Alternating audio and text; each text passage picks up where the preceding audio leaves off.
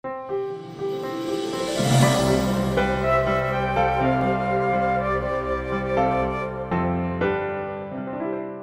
ons verduidelik die menslike hulpbron ontwikkelingsstrategie.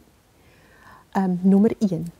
Die menslike hulpbron ontwikkelingsstrategie vir Suid-Afrika verseker dat die verskillende komponente van die staat saamwerk om geleenthede vir menslike ontwikkeling te lewer.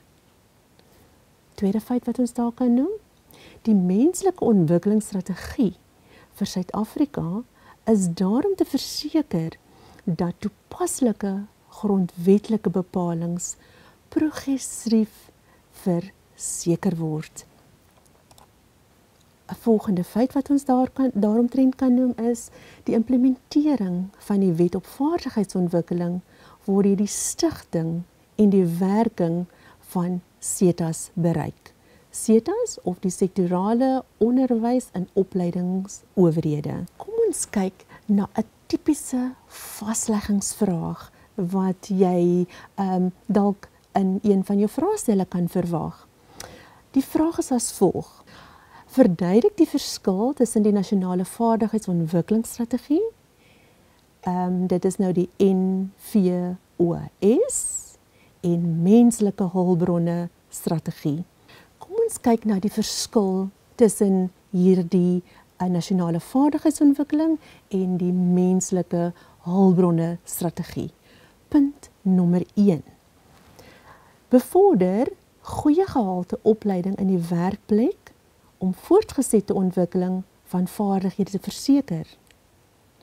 As ons kyk na die menslike hulpbronontwikkelingsstrategie, spreek vaardigheidstekorte aan in die Suid-Afrikaanse werkerskorps.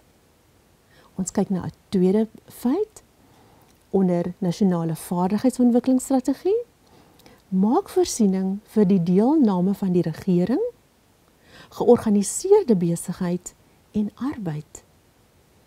As ons daarteenoor kyk na die menslike hulpbronontwikkelingsstrategie, dit is gemik op die bereiking van vinnige ekonomiese groei of hoër indiensneming vlakke en verlaag die vlakke van armoede. Ons kyk na die volgende aspek of punt of verskil van die nasionale vaardigheidsontwikkelingsstrategie.